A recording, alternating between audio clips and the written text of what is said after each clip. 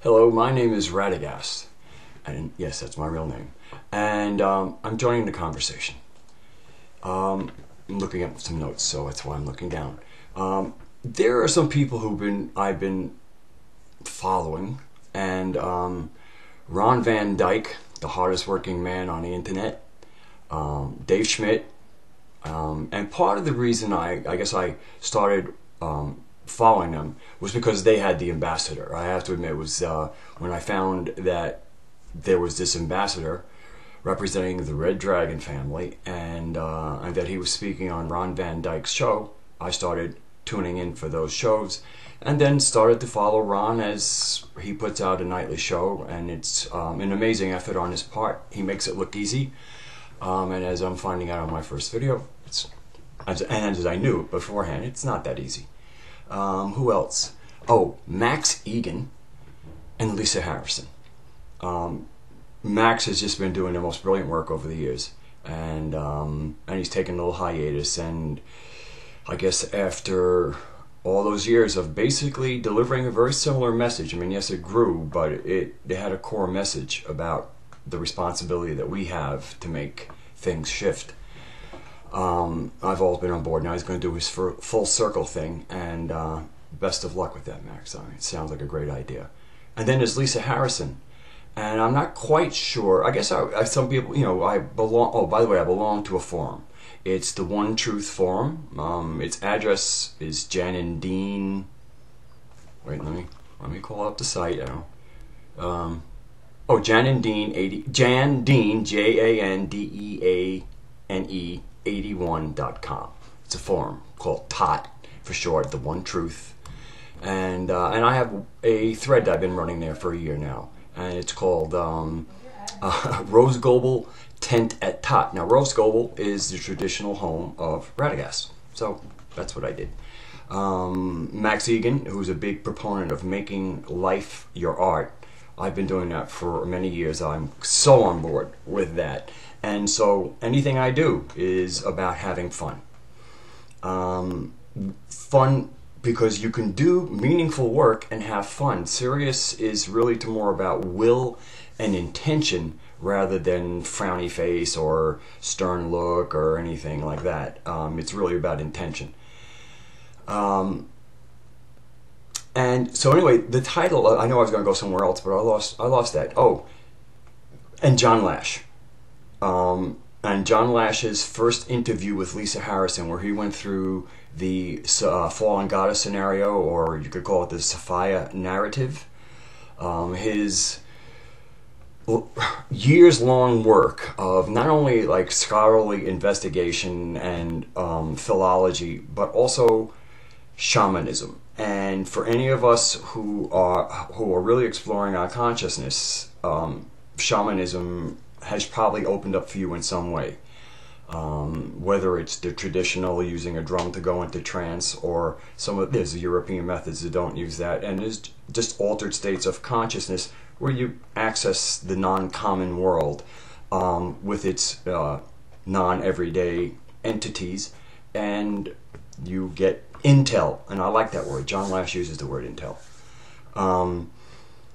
So that's so far, and I've also been. John Lash has something called the Gaia navigation experiment.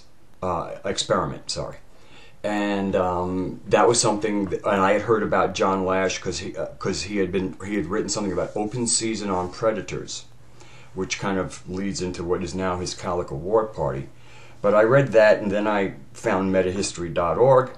And my friend of mine who's no longer with us had joined him. He kind of got me in there, and I just joined the navigation experiment, which was kind of, he played the navigator and shared his telepathic shamanism. I mean, it was an amazing journey, and it was very personal. And some people have trouble with a lot of things John says, and that I think it's because they just don't listen to him and say, okay, this is what works for me. And there's the John Lash, the personality part of it too. And we all have friends where we know the chemistry doesn't work. So I mean, there's all that. But for me, John Lash and his Sophianic narrative has been a paradigm shifter.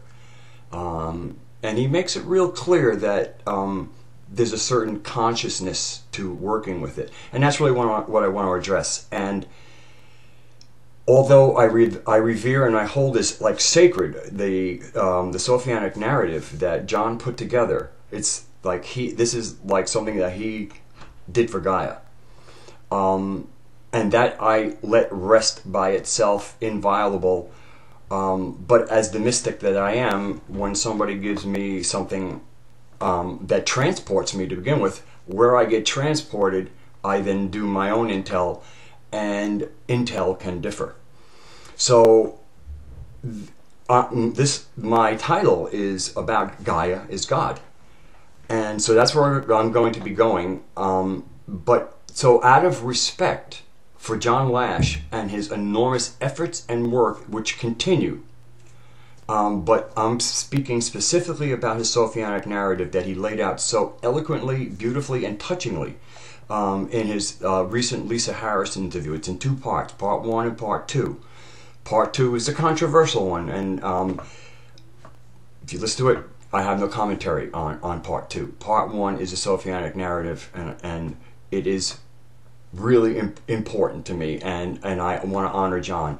But because I'm about to break into my own avenue of revelation, really, I have to very respectfully, out of honor for him, and because I'm going to go places that I don't think he might agree with, then I'm on my own. And if John wants to say he has anything he says has nothing to do with my narrative, I will accept that, because it's almost like his intellectual copyright, which I honor. And once again, there's nothing I would shift there. I guess I have a lot of kind of commentary that runs along the narrative.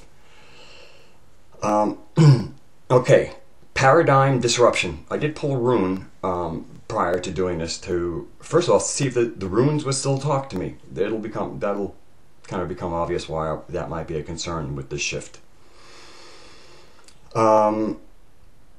Maybe I should I'll very quickly about myself. I'm an Aquarius, Scorpio rising, so that will, what some people might call secrecy. If some people don't understand that there's a difference between secrecy and privacy, and it's really a boundary issue. And privacy is just what you're entitled to, whatever is in your head that has no effect on the rest of the world. And it seems like only time that kind of privacy can be secrecy is in a relationship. So anyway, Aquarius, Scorpio rising, Moon in Gemini, which is the gift of Gab. And of course that ties in with Mercury, with the Gemini, and which also ties in with my kind of primary, there's a lot of Heyoka energy with me. Coyote is one of my totems, so as you know, that's the trickster. The trickster is kind of funny because when you think of coyote and then wolf, as a matter of fact in Alaska, a proper wolf is a timber wolf, and they call coyotes, or coyote, a brush wolf.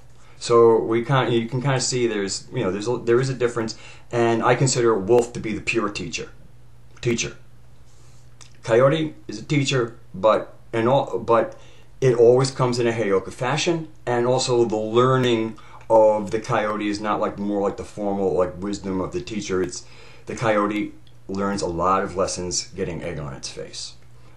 Just like Wile E. Coyote, no matter what happened to him, he was alive, and so there's also the fool energy in trickster energy, which is interesting because in tarot, fools is the Uranus card, if I recall correctly, and so Uranus is the higher octave of Mercury.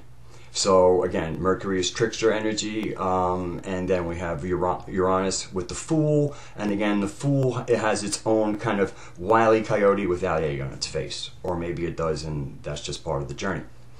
All right, so we have that. I'm also a Chinese dragon.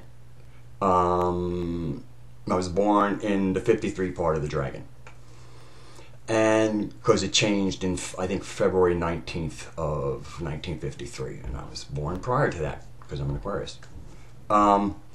And so we got the dragon. The reason I'm putting these things out is because I'm trying to tell you something about myself. Now, if you are I'm coming from kind of my wizardly place, where this is information.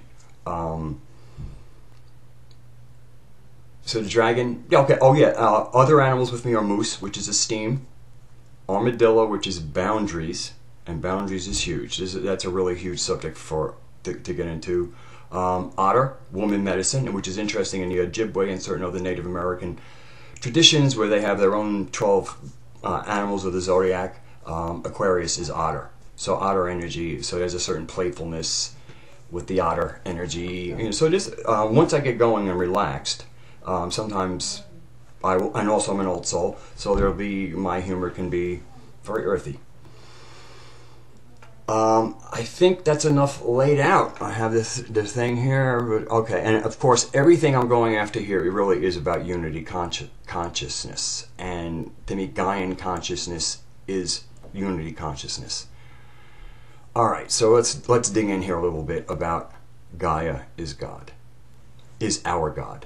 I hope I put that. Well, I can always change that. I think I put it up on my thing. All right, babbling on. Gaia is our God. Paradigm disruption. Our whole reality, which largely is built in our heads and projected out. And when I say largely, I'm allowing breathing space because there is no absolutism. And that's also part of the setup, is the polarity thinking that we've got, that we're into, where it's either this or that. That's how we do things. And the whole field that is created by two poles. So you have a positive and a negative, and then between that, there's going to be a field. That is actually where it's happening, in the middle, in that field. So you can be, there's towards this one side, that, but there's a field created between these polarities, and that's where it's at. But the way that we've been archontized is that we do this duality thing. And so the moment you posit A, somebody else goes, well, you mean it's not B? And rather than it just kind of being in its own field, standing between A and B to look at. So we have a history on this planet of this being obviously the thing that can, she whose name must not be mentioned, or if she's mentioned, and one of the issues of John Lash is kind of like Gaia's in their pantheon of gods. I have this, I have that, or oh yeah, I on this source and his mother Gaia, and and it's like it's yeah, she's a person too. Now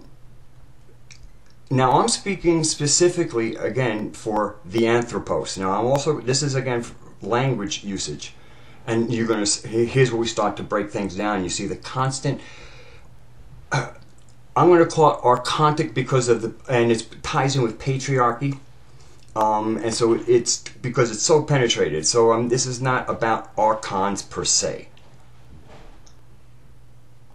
I actually want to keep them out as much because it's really, and if you really have the archons figured out, and most importantly yourself figured out, archons basically become like mosquitoes. But as a thought, it's another story. So humanity, the word man is in there, okay? Mankind. So even when we're trying to describe ourselves, our collective that includes both genders, we're being forced through language to think man. Man is in there. This woman is not in there. Once again, this woman is kind of like it gets treated like this appendage to what is real. And often what they're doing with our language is taking the organic part and appending their non-real, but sometimes it works in reverse. So anthropos, a Greek word, as far as I know, and Gnosticism and Greek words kind of go together. I'm not a Gnostic, I'm a wizard. And so through the anthropos, we kind of throw the language that they stuck on us, and we're thinking of what was created, man and woman, the anthropos, this anthropoid, humanoid creature of two sexes. So this is the anthropos. So that's what I'm speaking about. So she, if you follow the narrative and kind of get what the pleroma is in the center of our Milky Way galaxy, which is its own system. So you have the pleroma, which I guess in Brahma would be Godhead or Brahma, this non-differentiated source. And even when you see pictures of any galaxy, and sometimes, you know, certain spectrums, you can see these jets and these streams coming out of them. If you look at the sun, you'll see a little, much lesser dynamic with little tornadoes and spirals, all plasmic, all tied into electromagnetism and plasma. So you have this this core. So that is our source in this galaxy. Now, if you take a classic Hubble photo to kind of show a far field picture, and you just see, you know, the galaxies are everywhere. So based on a certain, we'll call galactic morphology, we're looking at all these galaxies who have to have their own pleromas in there.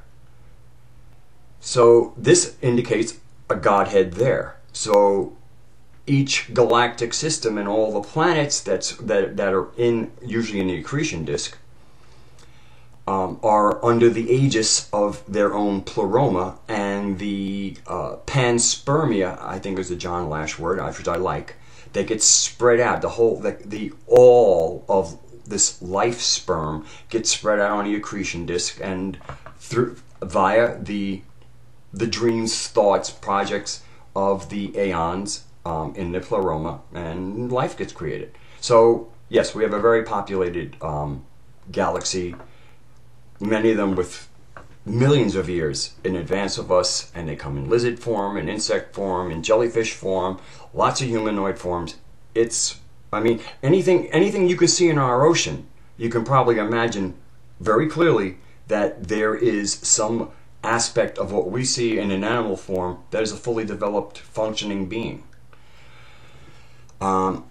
And I'm not trying to get, this is actually a setup to bring us all back. We're going to go out and then we're going to come back for a second.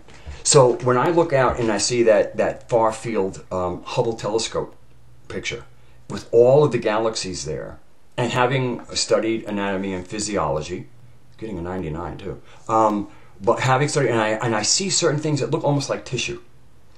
Now, when I think about consciousness being in all these galaxies, I'm also thinking in a certain way that is resembling a neural system because of the intelligence.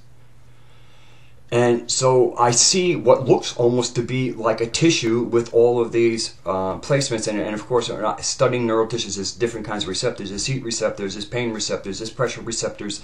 There's each one designed a little bit differently for different kinds of input into the nervous system that will be correlated. So what does that lead us to? So I'm seeing what looks to be little more than one kind of tissue system almost in our visible universe in the far projection. So of course it goes, I'm looking at, from you thinking in a holistic perspective, you're realizing this is part of a larger organism. So we're already starting with our pleroma, those pleromas being part of maybe just a neural system, which implies a larger organism. All right, have we gone far enough out? Okay, so this way, all right, I just want to take you there because a lot of times that's where people want to go. As soon as you do something, they go, boom, all to me, nice stuff, but of what utility is this information? So now let's stop. So now we come back to our galaxy, all the life forms in there. Apparently this kind of Anthropos experiment has happened a few times according to the Gnostic Intel of John Lash. This is the 10th version. And so prior, I guess, to this inception, according to the Sophianic narrative, one that I am living with, Sophia decided to get personally involved and make sure that the experiment that had failed would not fail. This is huge, because what it kind of posits is that in all these other races throughout our galaxy, at least our galaxy, because we don't know if there's a Sophia in another galaxy. So let's keep it local, because that's what's useful to us. So we have part of creation living in our planet. So you have all these other races that are kind of on their own. The way the Pleuromas have done things is they throw their experiments out, free will. You know, it's, and at some time I don't want to get into the concept of free will, and especially from that kind of perspective, because to help understand things, I just want to keep things moving along. So Gaia has put herself into a planet and to influence the race that would arise there, and quite everything else. So, long story short,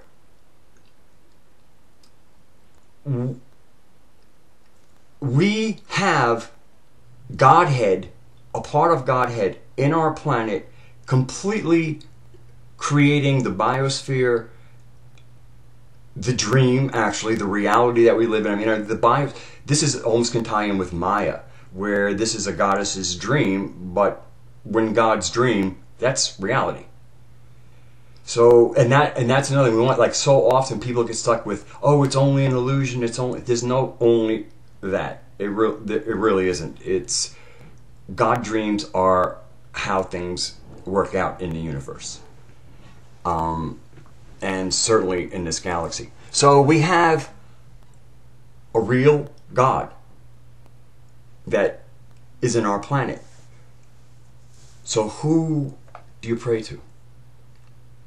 Think of how we were all raised. I mean, I don't know of any organized religion that's going to raise you telling you that out of all the other planets in this galaxy, we have one of the Godheads, one of the Aeons, living with us, not by accident. Getting stuck here probably was a little bit of an accident, but to be involved completely, or certainly to be involved, was part of her intention. And then we could also sometimes play with, the things that she did, because there's a personality, and that's the other thing. Although even where there's complete unity, almost hive mind type of stuff, there's still autonomy. And that is sometimes difficult to play with because of polarity thinking. And polarity thinking is greatly diminished when you work in both sides of your head. You don't favor either. You don't go into la-la land in the right brain, and you don't stay to just nuts and bolts in the left brain, because there is a tandem. They work in tandem. It's not one or the other. It is so crucial of how the right brain influences the data, the hard data, or the dots. How much the connecting of dots really depends on the right brain. When the left brain kind of follows its own dots enough that it kind of falls almost into a trance doing it, and then you get the big consciousness, and that's when you get breakthroughs. So part of our being raised the way we are is because they want us to plug in somewhere. It's as we all notice, if you have a spiritual part of you, you connect to something greater than yourself. Correct? Right? We're all Jesus to somebody greater than me. I mean, it's always going up line to anybody who's really in a spiritual place. So it really, and then also where you're going to, and many of us, I have a lifetime of communing with all kinds of things and getting a lot of answers because it was honest. You go there, you jump into that void.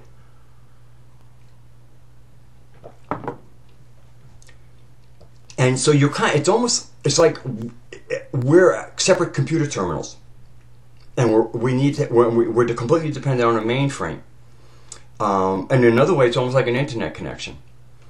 So where you connect, what's your mainframe, what's your internet connection, matters crucially.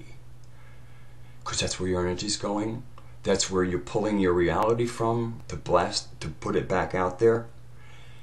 And so when during the 3 years of the Gaia navigation experience and starting experiment and starting with the full Sophianic narrative, I've been sitting with the Sophianic narrative for years now.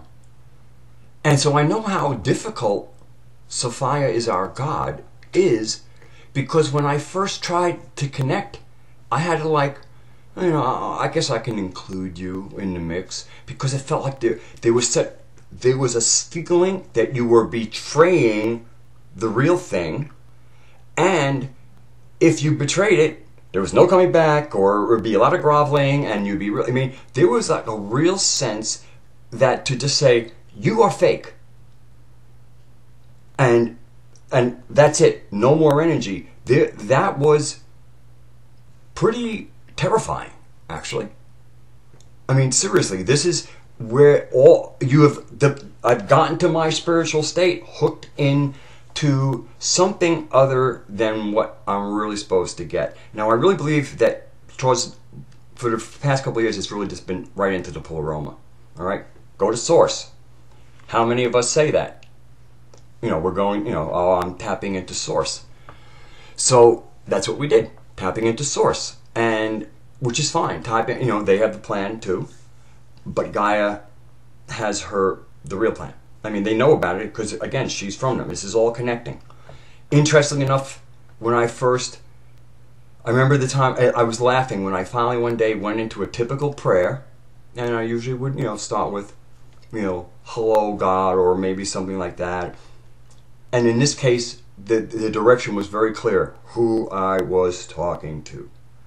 And it was the experience of we both laughed.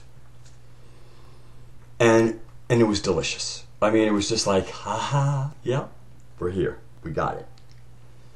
And that began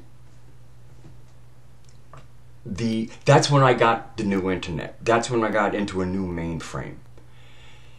And so the interesting thing, and it's more like, here's why it's more like the internet than a mainframe.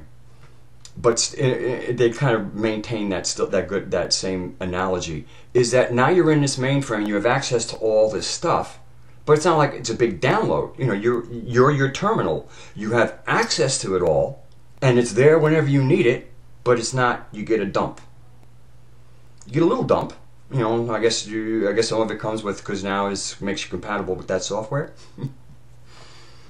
And similarly, in the internet, it's almost like when you want some information, in the archontic internet, I'll call it, you're going through Google and they're going to give you an answer, but it also has considerations of advertisement. Again, archontic, things, money, the typical. Again, I'm not going about evil. I'm just talking about the stuff that makes life suck.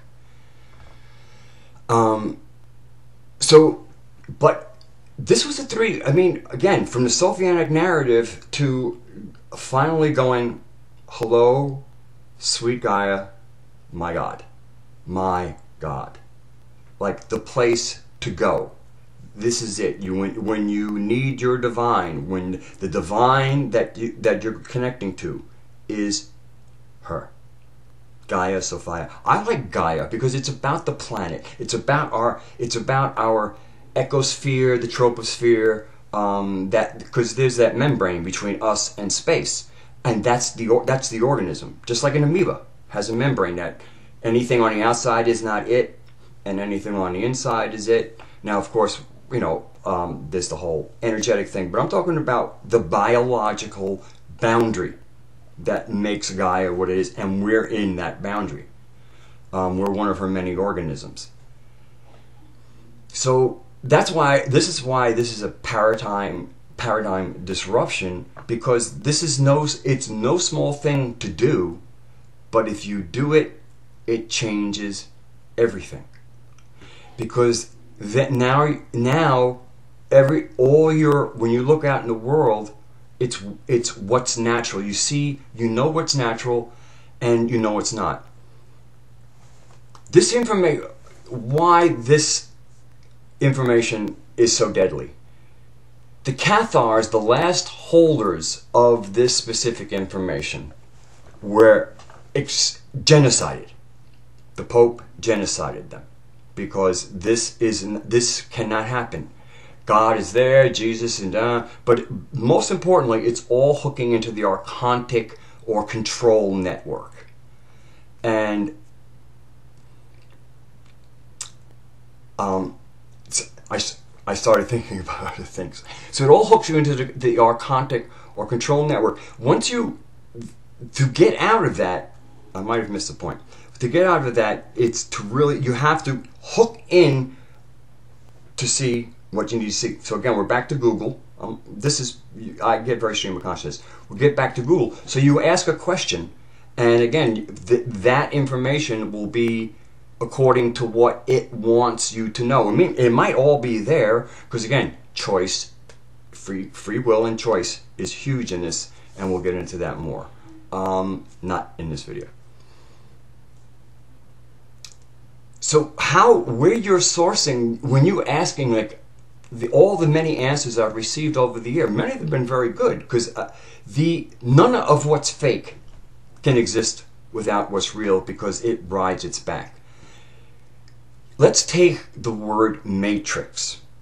Okay, we're now calling this this kind of this archontic network, we're calling it the matrix. Okay, and it is a matrix. But let us look at the word matrix. It comes from mother. Mother, mater. I mean, matrix implies a matriarchal, I mean, again, it's all about mother. So what the devilish little Wachowskis have done with it has, I mean, it really is not only, they gave us the concept of the matrix, and here's how they invert stuff. I mean, this is done on purpose, and this is done to create cognitive dissonance. And once you're cognitively dissonant, nothing makes sense, or what doesn't make sense can be believable because the other side isn't kicking in. Everything's kept. That's the whole thing of polarity. Everything's on this wall or that wall. The distance in between is far enough where it's not obvious that this is bullshit.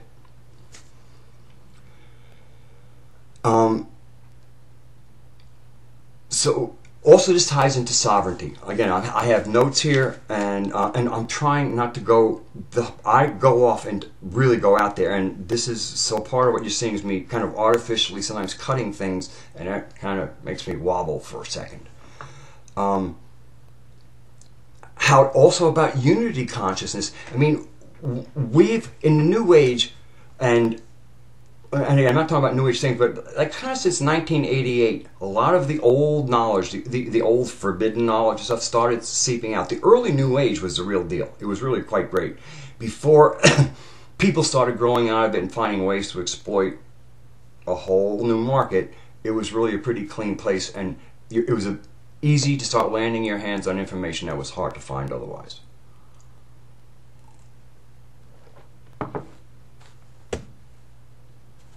I'm sorry. I'm going to go back. Okay, the Matrix. So the Wachowski brothers, I might be all over the place, but we'll put it back together. The Wachowski brothers have done basically taking what is the real organic matrix, flipped it, and gave us what is the parasitic matrix, the false building on it. And the matrix always usually has to affix itself to something real because it isn't real itself. So it's kind of like the real matrix now has all this crud and crust and spider webs. The spider webs is the legal system. And so that's the whole thing, is that there's this fake matrix that's put on there, and it's the control matrix, but it's just how they stole the word. They stole the word mother and what is reality, flipped it, made it not mother. They put the architect in there. Okay, architect, and again, all male, and so you can see how this, and there was a lot to the Matrix about the Matrix there, but the other thing, they tell you the problem and they don't give you the real solution. I mean, even at the end, Neo dies, and what really happened after all that? Where was it, a truce? We've seen how truces work out lately on the planet. So anyway, there's a lot you can kind of get out of there, but boy, you better know what the BS is. Although the one metaphor I like is the tubes, and those tubes means the boob tube. If you want to unplug from Matrix reality, you better not be watching TV, because that is all that is. I mean, you cannot... Even people, oh, I like nature shows. Do you hear the kind of language they use in nature shows about, you know, black holes eating galaxies or cannibalizing? I mean, listen to the language in nature shows. It absolutely shows you that it detests nature and creation. Even when they do, like insects or whether it is, there's always that kind of fear factor. I mean, when you watch a really nice National Geographic nature show, by the time it's done, you're glad you live in a nice non-buggy environment. I mean, it's nothing on TV doesn't have spin, play, and let's put this in classic Latin, mindfuck. All right? So, all right, Matrix. Yep, and okay, so then we have the Cathars being exterminated. All right, now that was the last official place people who were, I guess, basically saying Gaia is God, and then there was and of course there was the Library of Alexandria. That was the first big thing. Now, interestingly enough, just last night I was reading something that came out around Christmas time by David Wilcock with some intel. Excuse me, by the way.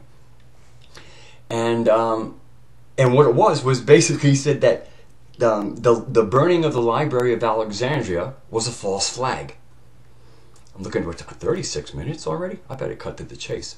That was a false flag, and that they took all of the pertinent knowledge out, and what was left behind was census rolls and tax rolls, and that's what burned. And then they made away with the goods to the Vatican Library. So that was that part of the ancient knowledge that included who Sophia was and basically the Sophianic narrative. And so there was nothing, that was it, that was almost wiped out, but then they had to get the Cathars. And once the Cathars were wiped out, that's it. Cathars were, there's nobody to talk about it, all the paperwork is in the Vatican Library, hidden away, and end of story. And so we get to the 20th century, and where is there even a glimmer of Gaia is our God? We have the goddess, we have all this. Goddess is kind of nice, but really they're androgyne with a kind of a hermaphrodite. If you had to anthropomorphize it, you would have to have seen. I have had the privilege and shock of seeing at least a real beautiful female hermaphrodite, and it'll do strange things to your nervous system. But anyway, so that's the other thing is when we make her to the goddess, it almost, because of our polarity thinking, also the moment we have a goddess, we got to have who? Pop. And so it screws us up. It creates a lot of disunity, is what it is. And also, so getting back to New Age, so now we all kind of said Yahweh, oh my God, he's a psychopath, except for the people who, for whatever reason, get stuck there. So now, many people have pagan gods, but a lot of us have just kind of turned universe, source, all right? We've kind of just, we feel it, we know it, it has communicated with us, but it's, I don't know, it worked fine for me for a while, but I was largely on my own, really creating my own reality. Hooking into Gaia is it. I mean, as a person who's been walking a very mystical and magical path since I'm 17, I'm 62. This was it. And again, it's like when you finally get in there, when you're finally hooking up, and you're looking around at the world, so everything you're starting to pull things. Even like I said, the language. You start realizing, how can I use mankind or humankind, because it's an insertion to keep it male. It's purposely keeping it male. Now, polarity thinking was, oh, it's been male, we have to go back to the matriarchy. No. It's about unity. This is unity. Gaia is unity. The reason she's androgyne, the reason she's hermaphrodite is unity. There's no sides to take. This is about us. And we have to start thinking of ourselves as an organism.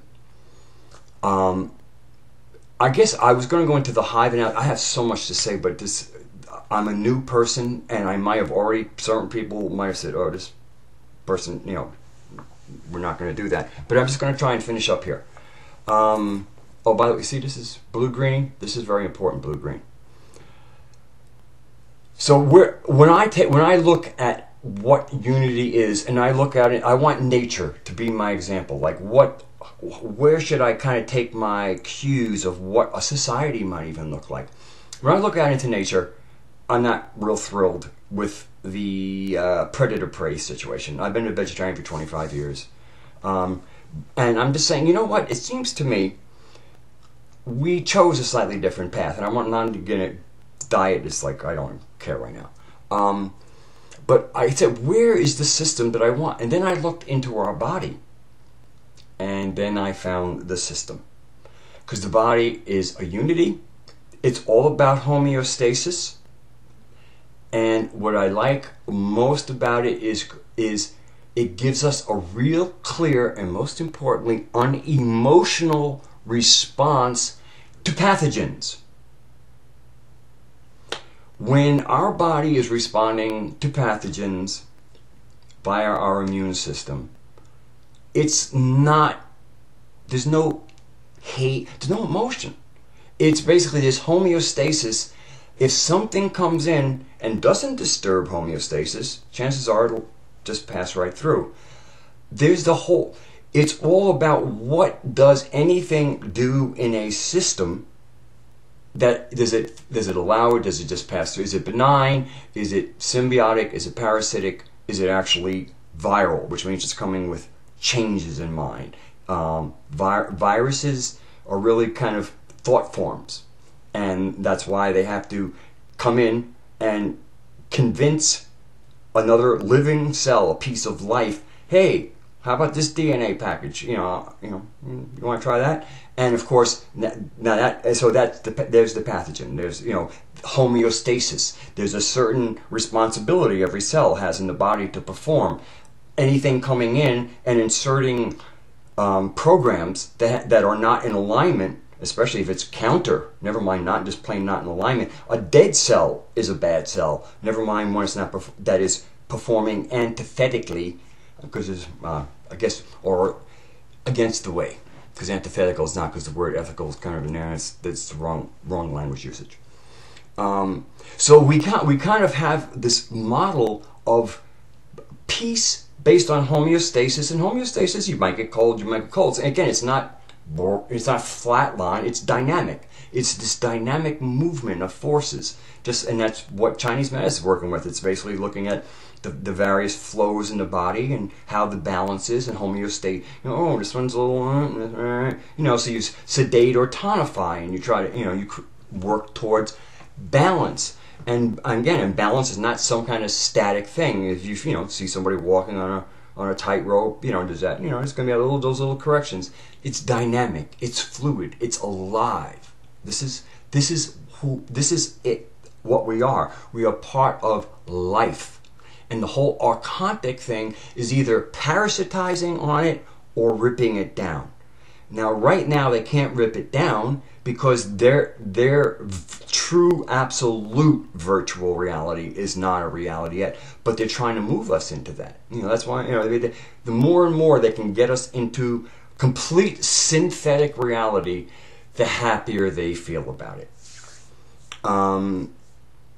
So the body, so that's for unity consciousness. And this is, I actually emailed John Lash just before, because I told him I had counsel for him. Now I can just imagine he gets an email from somebody who's, the title, because they asked first name, last name. So I put modern wizard, okay? So here's somebody never heard of anybody, wants to give him counsel with a wackadoo name like modern wizard. And, I understand, once again, that's part of coyote, and it's also part of being authentic. I could modify myself. Oh, this would be more acceptable. You know what? I'm here. I got what I have. It's either useful or it's not. It is what I think it is or it's not. It's just, here it goes. And so that's the little John Lash connection there. Sovereignty. Boy, there is so much to cover here. So, I'm not sure how to necessarily end this introduction. I didn't even think of this as being an introduction trailer. I know myself. I have a lot in here and a lot to share, and I'm a little bit of a storyteller in the fact that it's not going to be dry data. My opinion is for us to get where we need to go. Oh, I didn't get to the most important part. As we know, if you might know John Lash at all, John Lash has nothing to do with aliens, okay? Everything, well, so this is one of the reasons why I very respectfully say anything I'm pulling from there, I actually divorce John because out of love, okay? I divorce him out of love. Aliens. Okay, now the whole genetic thing, that's another topic, but I actually see it as part of a great plan. But part of us waking up to this, and if I woke up to it, other people are waking up to it. The Sophianic narrative is supposed to have that effect. So that means that if we all wake up and understand who we really are, which is our destiny is to be awakened as her, almost like mini aeons. But that's a little bit further. The first thing we have to do is grow into our sovereignty, and we draw our sovereignty knowing who the queen of the hive is, queen of the planet. Our sovereignty is based on that this is our planet, and unlike other planets, we have an aeon in it. And she's here on purpose. She's here for us. Get that real straight. There's an aeon living with us because she intended to do that. This is huge. Please grab what that means. Alright?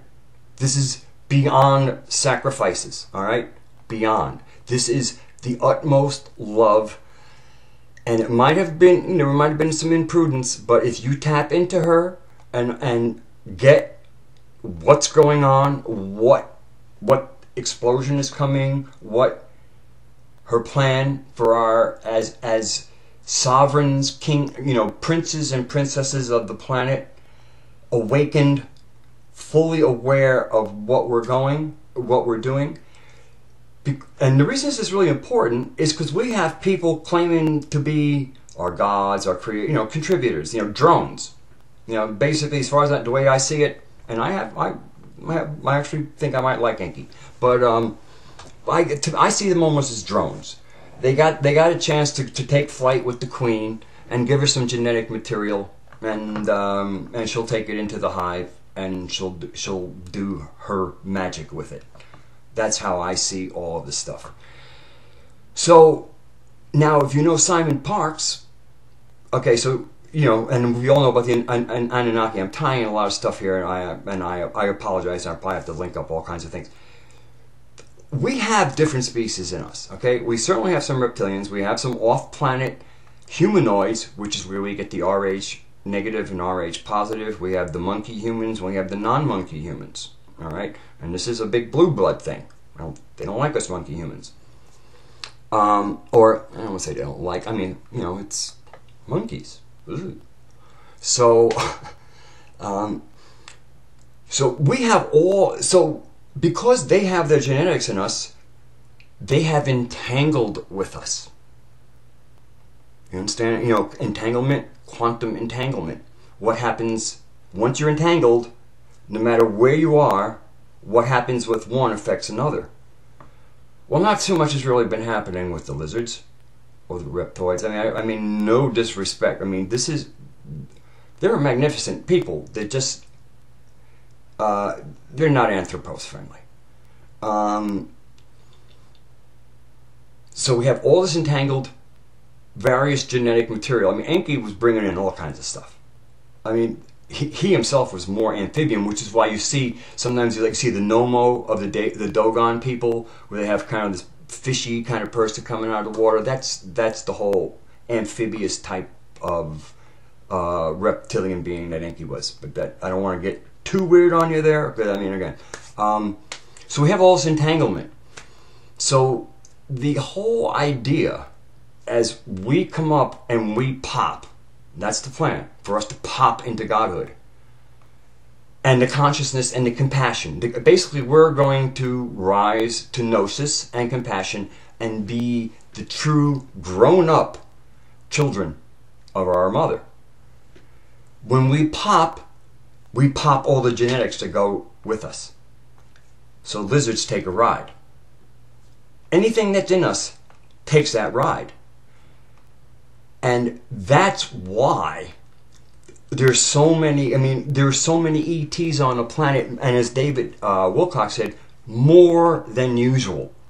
And this is kind of like being in a little village of very, you know, I mean, again, we got space travelers, and we're, you know, as the common person that can't get on a flying saucer, we're, you know, we are what we are.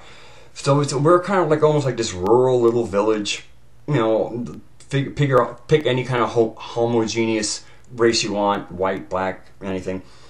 And all of a sudden, these people of other colors and different kinds of, you know, they start showing up at your village. All right? It's kind of like, and you ask your chief, hey, you know, what's going on? Oh, nothing. Okay. All right. What smells bad here? All right. We're supposedly nowhere. We're supposedly primitive. And all these suits and different color people and different are showing up. Something's up. And what's up is Gaia. And whether or not she's going to pop it or their plan for it not to pop it, I also believe lots of them don't even know it. I swear.